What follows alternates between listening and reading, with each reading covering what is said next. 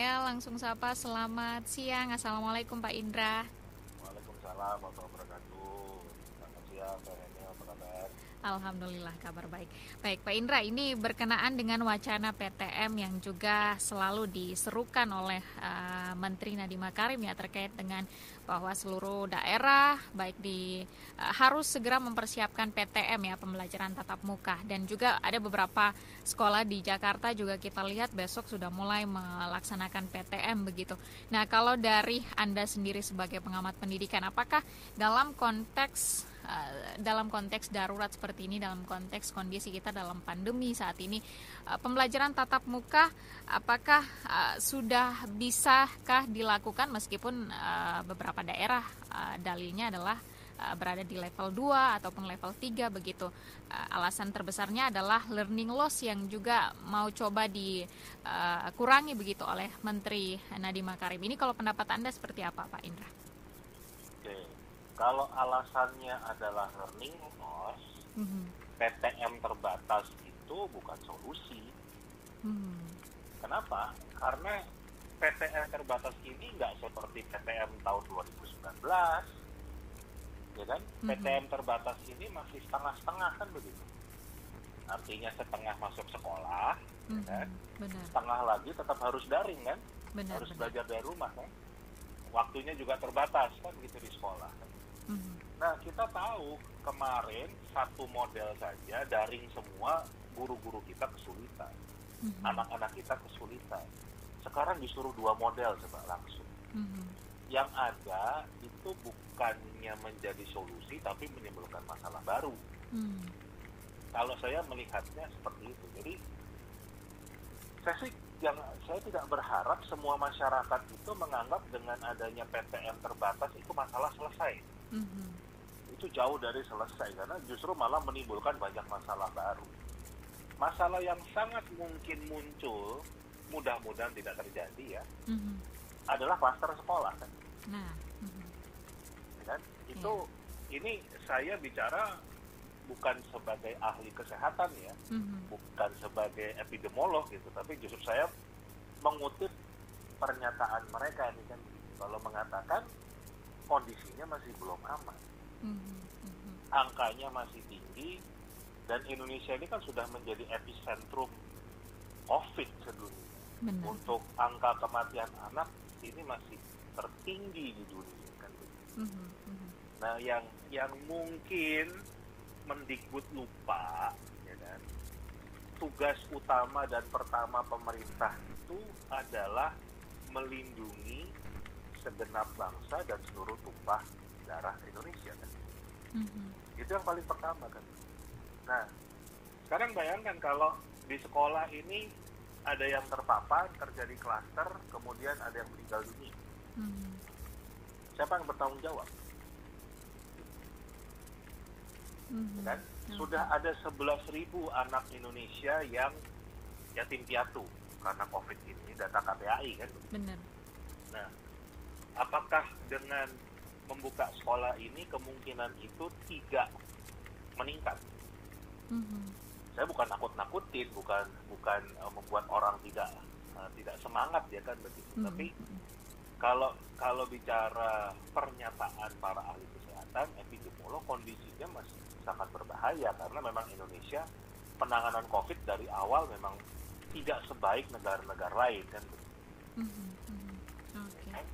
Nah, nanti juga jangan sampai kalau ada masalah kan gitu, akhirnya anak-anak kita yang disalahkan, orang tua disalahkan, masyarakat disalahkan. Katakan nggak ikutin prokes sih. Oke. Prokes. Pengalaman saya Mhm. nih Teh, Mhm. Mhm. pengalaman saya pribadi sebagai seorang pendidik, Mhm. ya kan, Ya. saya divaksin 2 kali, Mhm. saya ikut prokes ketat, Mhm. tetap aja kena, Ah, oke. tetap aja saya terpapar kan begitu, Benar-benar. ya kan. Itu Mhm. saya yang tahu persis, ya kan, perlu menjaga protokol kesehatan. Jadi eh, sudah divaksin 2 kali, Mhm. ikut Mhm. protokol kesehatan seketat mungkin, kok tetap aja terpapar ya kan, Nah. Mhm. ya kan. Ya. Jadi Dan kita lihat yang baru viral nih kan, orang yang sesehat Deddy Corbuzier kan, Benar-benar. ya kan? Iya, iya. Itu aja sudah bilang saya mau mati kan begitu. Mungkin kalau beliau nggak sesehat beliau sekarang, ya, mungkin udah lewat tuh kan begitu. Benar. Ya kan? Itu kan orang yang olahraganya gila-gilaan, makannya dijaga, semua benar-benar tipikal orang sehat ya dia kan begitu. Sehat banget kan begitu. Okay. Ya, tetap aja kan begitu. Sudah merasakan kehilangan nyawa kan. Nah ini fakta-fakta yang kita jangan remehkan kan gitu. Dan menganggap enteng kalau PTM terbatas akan menyelesaikan masalah. Kalau saya justru yang harus diubah adalah mindset. Ya kan? Sekarang itu yang jadi masalah mindset pemerintah, mindset masyarakat Indonesia, itu yang kita kenal dengan istilah fixed mindset. Pola pikir yang tidak mau bertumbuh, pola pikir yang tetap kan, yang menganggap ini, karena juga ini kan kalimatnya Mendikbud mengatakan berulang-ulang kali, semakin lama tidak ada pembelajaran tatap muka, semakin besar dampak negatif yang muncul terhadap anak. Pernyataan itu nggak salah, semakin lama tidak ada pembelajaran tatap muka, semakin besar dampak negatif yang muncul pada anak. Itu pernyataan yang tidak salah. Tapi buat saya itu disebut dengan fixed mindset. Sama kayak orang 130 tahun lalu mengatakan manusia itu nggak bisa terbang. Manusia itu nggak dikasih sayap kok sama Allah kan begitu. Dikasihnya tangan sama kaki kan gitu. Makanya nggak bisa terbang. Tetapi kan ada orang seperti Wright bersaudara yang punya growth mindset. Ya kan? Akhirnya mereka menciptakan pesawat terbang yang meruntuhkan semua pandangan kalau manusia nggak bisa terbang kan begitu. Nah, yang kita butuhkan sekarang adalah growth mindset. Jadi dibalik, bukannya berpikir semakin lama tidak ada pembelajaran tatap muka, semakin besar dampak negatif. Tapi kita harus berpikir semua, walaupun tidak ada pembelajaran tatap muka, tetapi dampaknya bisa positif. Oke. Dan itu mungkin kan. Pak Indra, artinya Anda mengatakan bahwa ketakutan pemerintah pusat dalam hal ini Mendikbud terkait dengan learning loss kepada anak-anak selama pembelajaran daring bisa dikatakan juga sebagai pengakuan ketidakmampuan pemerintah dalam mengelola pembelajaran daring, begitu ya? Nah, yang lebih lucu lagi, kan kita semua berpikir Mendikbud kita ini jago digital. Ya kan? Benar. Beliau itu ditunjuk jadi menteri, harapan kita semua kan mengubah sistem pendidikan Indonesia dari yang jadul, tradisional, menjadi yang modern, serba digital. Katanya programnya juga digitalisasi sekolah, sampai beli laptop 17 triliun yang kemarin rame itu kan? Iya, benar. Ya kan gitu. Tapi kok ini kan lucu, programnya digitalisasi sekolah, tetapi nyuruhnya tetap muka kan begitu. Benar. Jadi ini sebenarnya programnya yang mana kan begitu. Okay. Jadi kalau memang nggak kompeten untuk menangani pembelajaran di masa pandemi, jangan urusin deh, kasihan anak-anak kita. Memang betul-betul terjadi learning loss, ini fakta kan. Tetapi kunci jawabannya bukan disuruh tatap muka kan begitu. Benahi pembelajaran jarak jauhnya ini, dan itu sangat mungkin dilakukan. Oke. Artinya seharusnya alih-alih menggenjot pembelajaran tatap muka, seharusnya pemerintah melakukan evaluasi bagaimana seharusnya pembelajaran daring itu bisa lebih efektif, begitu Pak Indra ya? Betul, dan kalau saya sudah berkali-kali mengusulkan Kemendikbud itu membentuk yang namanya Pusat Komando Pembelajaran Selama Pandemi. Jadi kayak Satgas gitu loh. Yang betul-betul mengontrol kondisi 266.000 sekolah di Indonesia ini, bagaimana proses belajarnya kan. Ini kan sama sekali tidak ada koordinasi, tidak ada komunikasi. Makanya kita lihat kan, kenapa Gubernur Lampung menolak tatap muka? Kenapa Gubernur Sumatera Utara menolak tatap muka? Karena nggak pernah ada diskusi, nggak pernah ada kolaborasi. Harusnya kan justru malah Kemendikbud itu yang aktif. Ayo Pak Gubernur, gimana, apa yang bisa kita lakukan supaya anak-anak di Lampung walaupun pandemi mereka bisa belajar dengan baik. Butuh apa? Butuh buku, kami kirim buku. Jangan tempatnya nggak ada sinyal, dikasihnya kuota kan gitu. Benar-benar. Kan sekarang kan seperti itu, karena apa? Nah, itu Memang dia. tidak ditata dengan baik kan gitu. Semua program saya melihat yang dilakukan Kemendikbud ini adalah program-program di masa non pandemi, tapi masih dipaksakan berjalan, ya kan? Contoh sekolah penggerak, organisasi penggerak, guru penggerak, asesmen nasional, itu semuanya kan program-program yang didesain di masa non pandemi. Nah ini tetap dipaksakan jalan, padahal yang di depan mata kita harusnya mengubah program itu semua, menyesuaikan, refocusing ke pendidikan selama pandemi. Nah kan, jadi seakan-akan memang kita bahkan orang pendidikan ini melihat, oh ini sebenarnya anak-anak dipaksa tatap muka supaya asesmen nasional jalan kan begitu. Nah itu Ya kan? dia. Ini proyek dia lagi ini kan begitu. Nah nanti kalau anak-anak kita terpapar, guru-guru kita meninggal dunia, orang tua meninggal dunia, pasti yang disalahkan mereka. Oh ini karena nggak ikut prokes, ya kan? Aduh, kalau saya ini nyawa bangsa kita ini harus dihargai betul-betul lebih tinggi dari apapun. Jangan mementingkan proyek, jangan mementingkan legacy lah kan begitu loh. Kan gitu. Tapi memang kondisinya sekarang itu extraordinary. Ya sebagai pejabat negara ya harus rela mengubah programnya karena kondisi alamnya berkata berbeda kan gitu. Kita harus sesuaikan, jadi nggak bisa nanti kita bicara learning loss pasti menyalahkan pandemi, ya kan? Yeah. Ada yang meninggal menyalahkan prokes kan begitu. Nah, iya. Wah belum prokes ini padahal juga gini loh, bisa bayangkan nggak teh anak SD lama nggak ketemu temannya kan gitu. Terus ketemu temannya peluk-pelukan, terus maskernya lucu ya, tukeran yuk, dah. Gimana coba? Gimana ngontrolnya coba? Nggak mungkin lah, kalau kondisi itu kan nggak mungkin betul-betul bisa dikontrol kan. Nah, itu yang tidak dipikirkan oleh Kemendikbud. Karena nanti juga merasa semua, itu kan pemerintah daerah, jadi cuma lempar-lemparan tanggung jawab. Baik, Pak Indra, ini menarik yang Anda sebutkan juga bahwa nanti ketika klaster di sekolah akhirnya muncul yang disalahkan adalah prokes dan sebagainya. Tadi juga ada sempat informasi ketika ada statement dari Nadiem Makarim ketika misalnya mahasiswa tidak patuh terhadap prokes, maka PTM atau pembelajaran di kampus akan kembali ditutup begitu.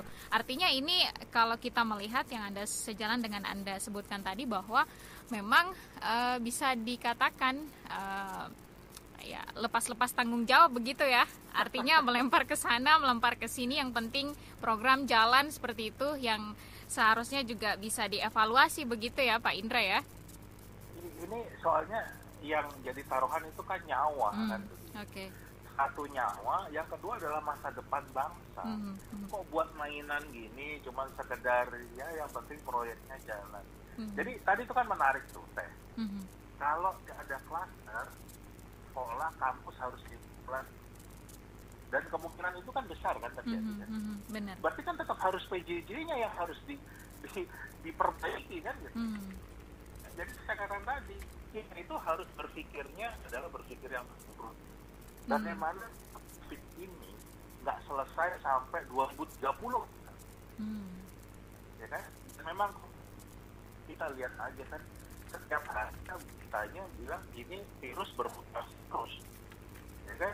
Yang saya katakan di Corbusier tidak pernah dengar badai sitoksin kan gitu. Terus sekarang ada dampak, ada efek yang seperti ini kan gitu. Lah terus kita nggak pernah tahu ini pandemi akan bisa berakhir atau enggak. Kalau kita terburuk katakanlah memang kondisinya di Indonesia, semua kegiatan manusia, pertemuan ini harus dibatasi sampai 2030 misalnya. Kita berpikir yang terburuk aja kan, kita harus berpikirnya begitu kan. Itu gimana kita menyiapkan generasi penerus ini untuk untuk tetap harus dididik kan, Benar. tetap nggak bisa learning loss kan, yang harus kita ubah adalah cara mendidiknya. Kita harus beradaptasikan ke sana. Nah itu yang sama sekali nggak pernah dibahas, itu yang nggak pernah sekali diupayakan, ya kan? Jadi seakan-akan jawabannya hanya satu, tatap muka kan. Kalau nggak bisa tatap muka gimana? Oke, Pak Indra, ini juga menarik yang Anda sebutkan. Harusnya PR terbesar di pemerintah pusat itu adalah meminimalisir learning loss ini dengan justrunya memanfaatkan teknologi ya. Artinya kita berada di era teknologi dan kesempatan pandemi ini harusnya bisa menjadi kesempatan pemerintah pusat untuk mengevaluasi bagaimana sistem pembelajaran untuk bisa daring begitu harusnya ya, Pak Indra ya. Sepakat sekali karena Ditambah, sekarang ditambah tadi Anda menyebutkan akan menyulitkan juga para guru begitu dengan sistem hibrid, ada yang masuk sekolah, ada yang online juga begitu. nah itu yang sekarang aja satu sistem nih online semua aja kesulitan. Bayangin kalau setengah-setengah tuh, ya kan? Setengah dia harus ngurusin anak didik yang di kelas, setengahnya lagi online. Yang ada malah berantakan kan gitu. Benar. Yang ada malah berantakan. Jadi buat saya PTM terbatas itu tidak menyelesaikan masalah, tapi malah menimbulkan masalah baru. Kalau PTM full mungkin bisa mengurangi masalah karena balik ke 2019 kan. Tapi kalau PTM terbatas itu malah menimbulkan masalah baru. Itu pandangan saya sebagai seorang praktisi pendidikan. Oke, baik. Artinya memang full Anda untuk kondisi saat ini belum pas waktunya untuk pembelajaran tatap muka begitu Pak Indra ya? Buat saya kembali ini kalau saya bicara bukan kata saya ya, tapi kata ahli kesehatan, kata epidemiolog kan begitu. Itu masih belum aman.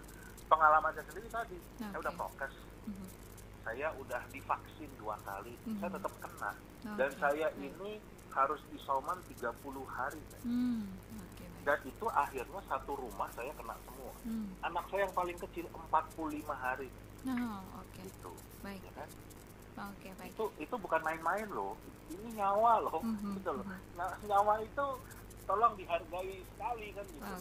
Mungkin bagi yang belum pernah terkena, yang belum pernah kehilangan keluarga yang dekat, kenalan dekat itu merasa kita aman lah kan. Kan prokes. Baik. Kita nggak pernah tahu loh. Saya tuh waktu pas kena gitu, saya ngelihat ini kan saya sempat ke dokter kan gitu, kan ke rumah sakit kan, perjalanan saya dari rumah ke rumah sakit, ngantri di rumah sakit itu saya mengatakan kita nggak pernah tahu siapa sebenarnya yang terpapar nih kan begitu. Jadi kita duduk di sebelah siapa kita nggak tahu. Saya terpapar nih, saya udah positif kan.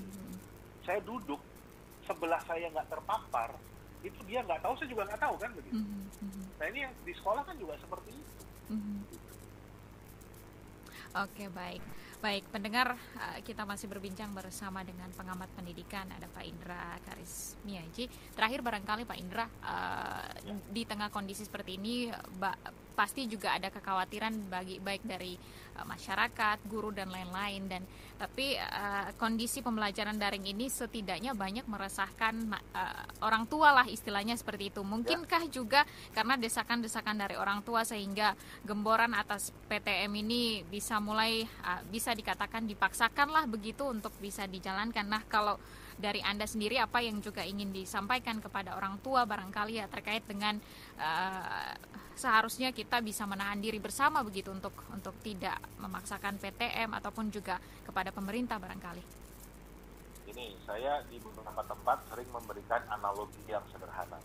Jadi begini, kita menanak nasi itu bisa pakai 2 cara, ya kan? Kita bisa pakai rice cooker, cara yang modern, ya kan?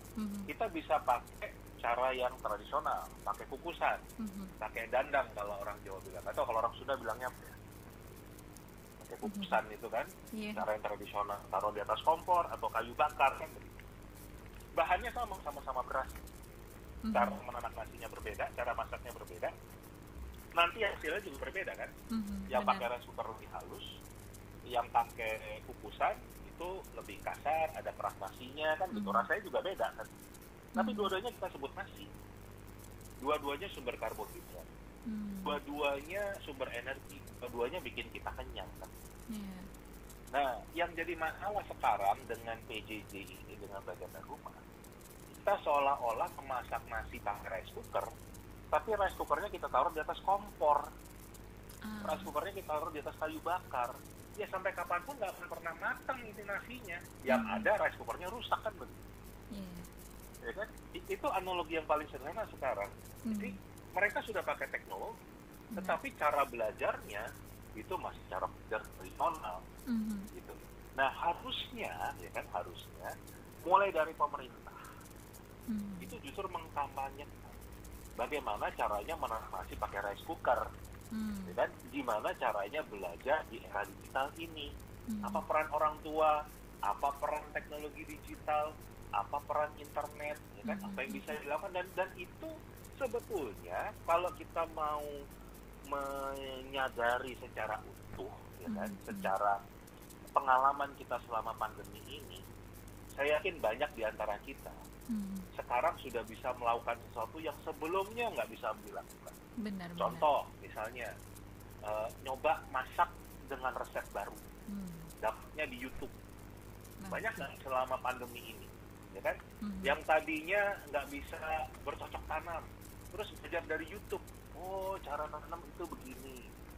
Atau lainnya belajar main musik, belajar programming, ngoding itu. Jadi ternyata sekarang belajar itu dengan adanya teknologi internet itu bisa secara mandiri, nggak harus lagi pakai guru ngajar, kan gitu. Nah tapi yang di sekolah ini kan gitu masih udah pakai Zoom, tapi gurunya nyerocos saja dari pagi sampai siang kan. Jadi padahal harusnya kan diarahkan, oh sekarang kita bisa belajar mandiri loh. Belajar itu nggak tergantung lagi pada jadwal guru, apa yang disampaikan guru, kan begitu. Nah guru tetap dibutuhkan, tetapi sebagai fasilitator, sebagai yang mengarahkan. Karena tadi di internet itu banyak informasi yang benar, ya kan? Banyak juga yang misalnya kayak di YouTube pun, misalnya judulnya cara memasak pepes yang paling enak, kan begitu. Tapi kita klik, isinya beda kan gitu. Itu kan disebut dengan clickbait, kan banyak juga yang begitu kan, ya kan? Nah itu yang bedanya kan begitu. Itu bedanya kalau yang diberikan guru kan pasti benar kan gitu. Sedangkan di internet kita harus lihat dulu, oh ini benar, oh ini hoax, gitu. Kan bedanya kan begitu. Nah itu masyarakat yang harusnya diedukasi, ya kan? Oh mendidik anak di era digital itu beda sama kayak menanam nasi pakai rice cooker. Itu yang sama sekali nggak pernah diberikan. Sayang kan begitu. Momentum ini yang tadi saya katakan, kita semua berpikir Mendikbud ini orang yang jago digital kan begitu. Tapi justru malah nggak menunjukkan kehebatannya kan begitu. Jadi kan kita malah bertanya, jangan-jangan memang kompetensinya bukan untuk membangun manusia, tetapi untuk membangun aplikasi. Kan dua hal yang sangat berbeda kan. Membangun manusia sangat berbeda dengan membangun aplikasi. Bangun manusia itu butuh dialog, ya kan? Butuh diskusi, ada perbedaan pendapat. Sedangkan kalau membangun aplikasi ya cuma diketik doang kan. Selesai itu aplikasi. Jadi dua hal yang berbeda. Baik, Pak Indra, terima kasih banyak untuk perbincangan kita di siang hari ini. Tentunya kita berharap ada hal terbaik, ya, artinya kesehatan anak-anak dalam hal pembelajaran ini tetap terjaga, tetapi juga tidak terjadi learning loss ya kepada anak-anak tentunya. Dan ini tentunya tanggung jawab pemerintah pusat ya, pemerintah secara umum begitu ya, untuk sama-sama didorong. Di konstitusi kita mengatakan tanggung jawab kan.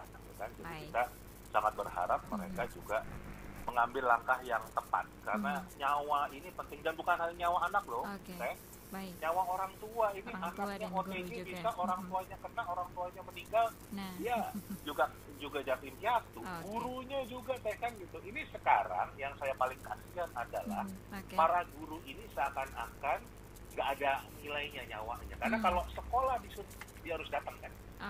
Terus kalau kita kehilangan nyawa guru, siapa yang tanggung jawab? Nggak ada yang diomongin.